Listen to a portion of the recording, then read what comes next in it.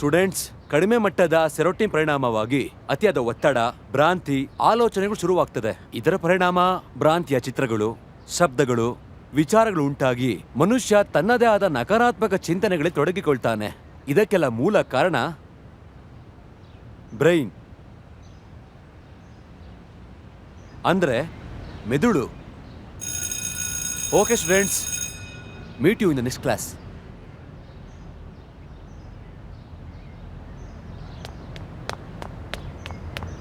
Excuse me sir, ಅಂದರೆ ಆ ಥರ ಮನಸ್ಥಿತಿ ಇರೋರನ್ನ ಬದಲಿಸೋಕೆ ಸಾಧ್ಯನೇ ಆಗಲ್ವಾ ಸರ್? ಸ್ವಲ್ಪ ಕಷ್ಟ, ಆದರೆ ನಿರಂತರ ಧ್ಯಾನ, ಯೋಗದಲ್ಲಿ ಅಂಥವ್ರು ಅಣಿ ಆದರೆ ಖಂಡಿತವಾಗ್ಲೂ ಬದಲಾಯಿಸ್ಬೋದು. Any patient suffering from that disorder? ಒಬ್ಬನಿದ್ದಾನೆ.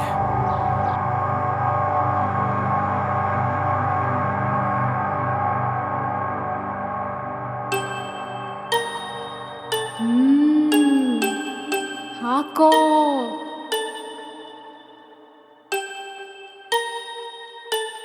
ಅದನ್ನ ಹಾಕೋ.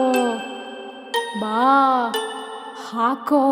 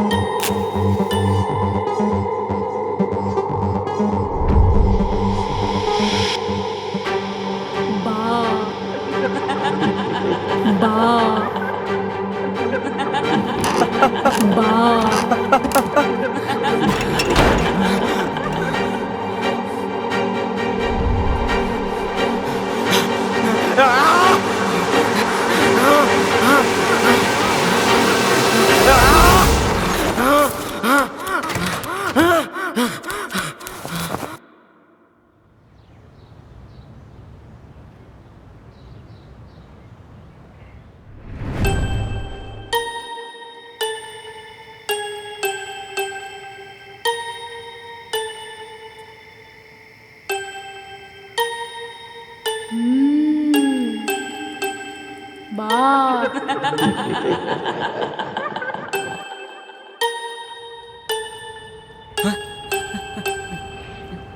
ಏ ಹಾಯ್, ನನ್ನ ಹೆಸರು ಬಾಹ್ಯ ಅಂತ. ಹೇ ಹೇ.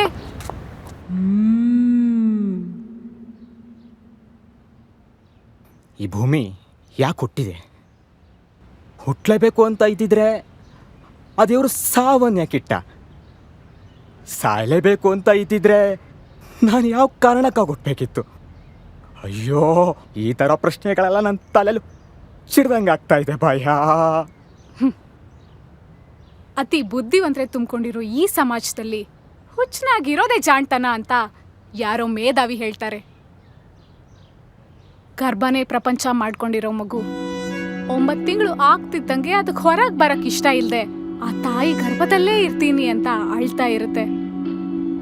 ಅದೇ ಮುಂದುವರೆದು ಆದದ್ದೆಲ್ಲಾನೂ ಮರೆತು ಈ ಭೂಮಿ ತಾಯಿ ಗರ್ಭನೇ ಶಾಶ್ವತ ಅನ್ಕೋತಾ ಒಂದಿನ ಸಾವು ಬರ್ತಿದ್ದಂಗೆ ಹೋಗಕ್ ಇಷ್ಟ ಇಲ್ಲದೆ ಇನ್ನಷ್ಟು ದಿನ ಇಲ್ಲೇ ಇರ್ತೀನಿ ಅಂತ ಮತ್ತೆ ಅಳೋಕ್ ಶುರು ಮಾಡುತ್ತೆ. ಹಿಂಗೆ ಭೂಮಿಯಿಂದ ನಂತರ ಅದೆಲ್ಲಿ ಹೋಗ್ತೀವೋ ಪುನಃ ಅದನ್ನೂ ಬಿಟ್ಟು ಹೋಗೋದಕ್ಕೆ ಅಳ್ತೀವೋ ಇಲ್ವೋ ಅನ್ನೋದೇ ಒಂದು ಯಕ್ಷ ಪ್ರಶ್ನೆ. ತಲೆ ಕೆಡ್ಸ್ಕೋಬೇಡ, ಎಲ್ಲದಕ್ಕೂ ಸಿದ್ಧನಾಗಿರು. ಈ ಪ್ರಪಂಚ ಒಂಥರ ಅದ್ಭುತಗಳಿಂದ ಕೂಡಿದೆ. ಹಾಗೆ ನಮಗೆ ಒದಗಿ ಬರೋ ಕಷ್ಟ ಸುಖಗಳಿಗೆ ಮಿತಿನೇ ಇರೋದಿಲ್ಲ. ಎಲ್ಲವನ್ನೂ ಧೈರ್ಯದಿಂದ ಎದುರಿಸ್ಬೇಕು. ಈಗ ನಿನಗೆ ಸ್ಟ್ರೆಸ್ ಆಗಿದ್ದೆ ಅನ್ಸುತ್ತೆ, ಮಲ್ಕೋ ಮಲ್ಕೋ.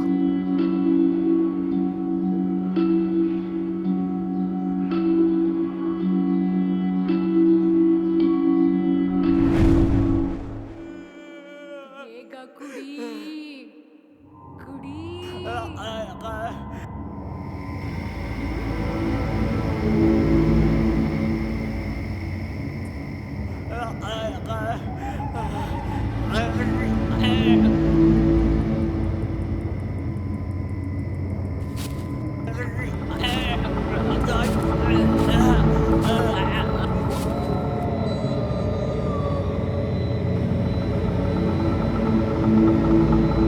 ಬೇಗ ಕುಡಿ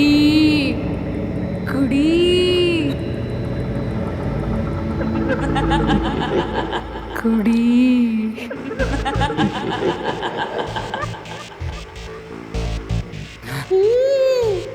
ಕುಡಿ ಕುಡಿ ಕುಡಿ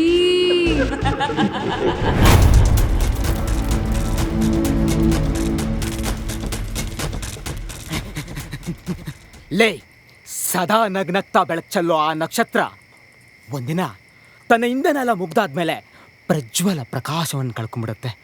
ನಂತರ ತನ್ನ ಬೆಳಕಿನ ಆಸರದಲ್ಲಿ ಇರೋರ್ನೇ ನುಂಗಿ ಸಾಯಿಸೋಷ್ಟು ದುಷ್ಟ ಗುರುತ್ವ ಶಕ್ತಿಯಾಗಿ ಬದಲಾಗ್ತಾ ಹೋಗುತ್ತೆ.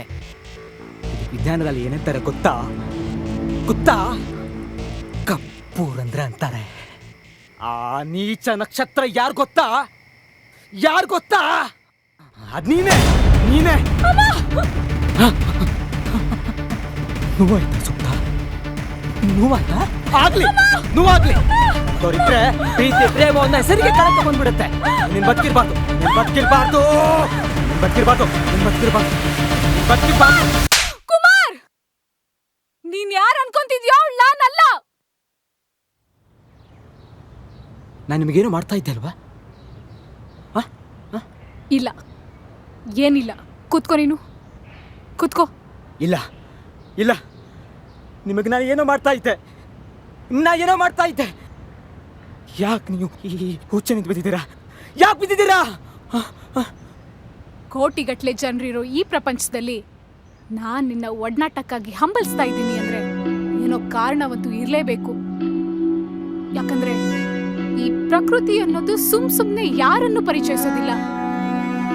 ಆ ಕಾರಣನೇ ಒಳಗಾಗಿಟ್ಕೊಂಡಿರೋ ಆ ಭ್ರಾಂತಿ. ಎಸ್, ಸಮಾಜದಲ್ಲಿ ಪ್ರತಿಯೊಬ್ರು ಒಂದೊಂದು ಭ್ರಾಂತಿ ಒಳಗಡೆ ಬದುಕಿರ್ತಾರೆ. ಅದೇ ಪ್ರೀತಿ, ದ್ವೇಷ, ಅಸೂಯೆ, ಯಶಸ್ಸು, ಐಶ್ವರ್ಯ ಇವೆಲ್ಲವೂ ನಾನು, ನಂದು, ನನ್ಗೆ ಸಿಗ್ಬೇಕು, ಅಯ್ಯಯ್ಯೋ ಸಿಗ್ಲಿಲ್ವೇ ಅಂತ ಒಬ್ಬೊಬ್ರು ಒಂದೊಂದು ಭ್ರಮೆ ಒಳಗಡೆ ಮಾಯೆಯ ಸೆರಗಿನ ಗಂಟಿನಲ್ಲಿ ಬಂದಿಯಾಗಿ ತಮ್ಮ ಇಡೀ ಜೀವನದ ಅತ್ಯಮೂಲ್ಯ ದಿನಗಳನ್ನ ಕಳ್ಕೊಂಡ್ಬಿಡ್ತಾರೆ. ಆದ್ರೆ ಕುಮಾರ್, ನೀನಂಗಾಗ್ಬಾರ್ದು. ಕೊಂದಾಕು ಆ ಮಾಯೆನ, ಕತ್ತರಿಸಿ ಬಿಸಾಕು ಆ ಭ್ರಾಂತಿನ. ಇಲ್ಲ, ಆಗ್ತಾ ಇಲ್ಲ. ನನ್ ಕೈನ ಬಿಡಕ್ಕಾಗ್ತಾ ಇಲ್ಲ. ಯಾಕಾಗಲ್ಲ? ಯಾಕಾಗಲ್ಲ? ನೀನ್ ಮನ್ಸ್ ಮಾಡಿದ್ರೆ ಆಗತ್ತೆ. ನೀನ್ ಮನ್ಸ್ ಮಾಡಿದ್ರೆ ಆಗೇ ಆಗತ್ತೆ.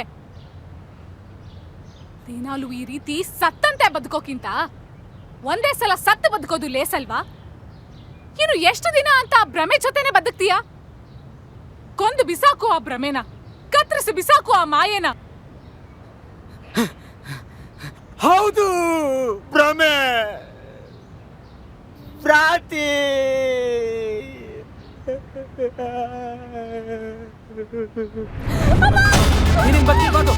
ಬದುಕಿದ್ರೆ ಎಷ್ಟು ಮುಕ್ತ ಮನಸ್ಸನ್ನ ಹಾಳು ಮಾಡ್ತೀಯೋ. ಸಾಯಿ, ಸತ್ತು ಹೋಗು.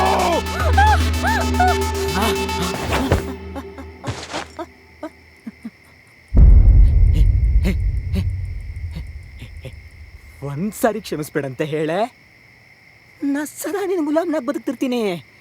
ಹೇಳೆ ಹೇಳೆ ಹೇಳೆ. ಅಯ್ಯೋ ಇದೇನು ಮಾಡಿದೆ ನಾನು? ಇಲ್ಲ, ನೀನು ಬಿಟ್ಟು ಬದುಕೋ ಶಕ್ತಿ ನನಗಿಲ್ಲ. ಸುಪ್ತಾರ್.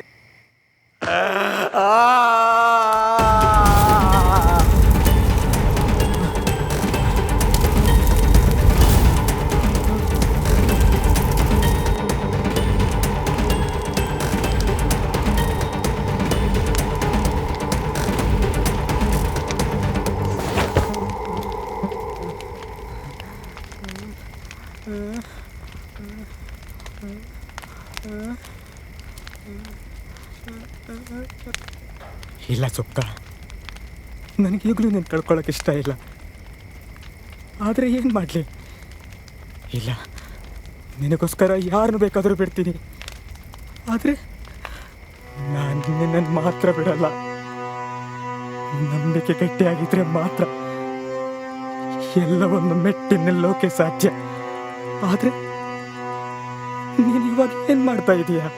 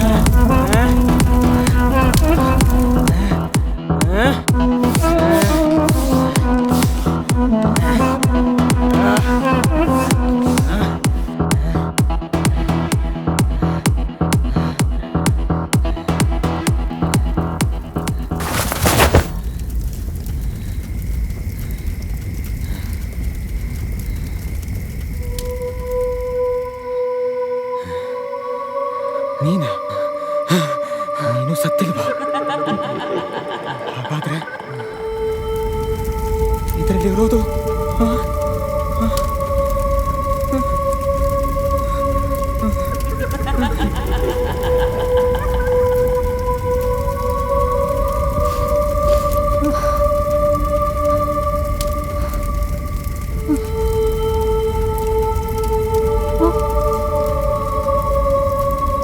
ಅವನ್ ಮುಂದೆ ನನ್ನನ್ನೇ ಸಾಯಿಸೋಕ್ ಹೇಳ್ತಿದ್ದೆ.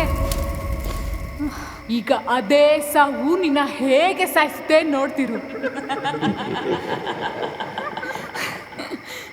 ಕುಮಾರ್, ಕುಮಾರ್, ಕೊಂದಾಕು ಆ ಮಾಯೇನ, ಕತ್ತರಿಸಿ ಬಿಸಾಕು ಆ ಭ್ರಾಂತಿನ.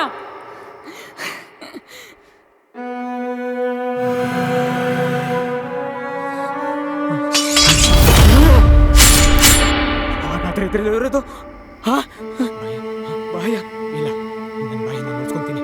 ಇಲ್ಲ, ನನ್ನ ಬಾಯನ್ನ ಉಳಿಸ್ಕೊಂತೀನಿ. ನನ್ನ ಬಾಯನ್ನ ಉಳಿಸ್ಕೊತೀನಿ.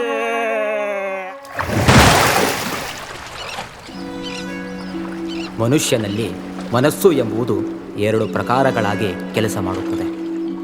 ಒಂದು ಸೂಕ್ತ ಮನಸ್ಸು, ಇನ್ನೊಂದು ಬಾಹ್ಯ ಮನಸ್ಸು. ಸೂಕ್ತ ಮನಸ್ಸು ಯಾವಾಗಲೂ ನಕಾರಾತ್ಮಕ ಭಾವನೆಗಳನ್ನು ಬಿತ್ತಿದರೆ, ಬಾಹ್ಯ ಮನಸ್ಸು ಸರಿ ತಪ್ಪುಗಳನ್ನು ಸಕಾರಾತ್ಮಕವಾಗಿ ಹೇಳುತ್ತಿರುತ್ತದೆ. ಉದಾಹರಣೆಗೆ, ನೀವು ಒಬ್ಬಂಟಿಯಾಗಿ ಮನೆಯಲ್ಲಿದ್ದಾಗ ನೇಣು ಹಾಕಿಕೊಳ್ಳುವ ಆತ್ಮಹತ್ಯೆಯ ಆಲೋಚನೆಗಳು ಬರಬಹುದು. ಆ ಕೆಲಸ ಮಾಡುವ ಅಥವಾ ಮಾಡಿಕೊಳ್ಳದೇ ಇರಬಹುದು. ಆತ್ಮಹತ್ಯೆಯ ಯೋಚನೆ ಸೂಕ್ತ ಮನಸ್ಸಿನದಾದರೆ ಅದು ತಪ್ಪು ಎಂದು ತಡೆಯುವುದು ಬಾಹ್ಯ ಮನಸ್ಸು. ಹಾಗೆ ನಮ್ಮ ಈ ಕಿರುಚಿತ್ರದಲ್ಲಿ ಸೂಕ್ತ ಎಂಬುವಗಳು ಸೂಕ್ತ ಮನಸ್ಸಿನ ಪ್ರತಿನಿಧಿಯಾದರೆ, ಬಾಹ್ಯ ಎಂಬುವಗಳು ಬಾಹ್ಯ ಮನಸ್ಸಿನ ಸಂಕೇತವಾಗಿದೆ. ಈ ಸಮಾಜದಲ್ಲಿ ಪ್ರತಿಯೊಬ್ಬ ಮನುಷ್ಯರು ಸೂಕ್ತ ಮತ್ತು ಬಾಹ್ಯ 2 ಮನಸ್ಸಿನ ಜೊತೆ ಸೆಣಸಾಡುತ್ತಿರುತ್ತಾರೆ. ಅಂಥವರ ಪ್ರತಿನಿಧಿಯಾಗಿ ಇರುವುದೇ ಈ ಕುಮಾರನ ಪಾತ್ರ. ನಾವು ಯಾವ ಮನಸ್ಸಿನ ಮಾತು ಕೇಳಿ ನಿರ್ಧಾರಗಳನ್ನು ತೆಗೆದುಕೊಳ್ತೀವೋ ಎನ್ನುವುದರ ಮೇಲೆ ನಮ್ಮ ಬದುಕು ನಿರ್ಧರಿಸಲಾಗುತ್ತದೆ. ಆ ಸೂಕ್ತ ಮನಸ್ಸನ್ನು ಜಾಗೃತಗೊಳಿಸಿ ನಮ್ಮ ಅಧೀನದಲ್ಲಿಡಲು ಅದನ್ನು ನಾವು ಕೊಲ್ಲಲೇಬೇಕು. ಕೊಲ್ಲಲು ಅಂತಿಮ ಅಸ್ತ್ರವೆಂದರೆ ಅದು ಧ್ಯಾನ, ಯೋಗ.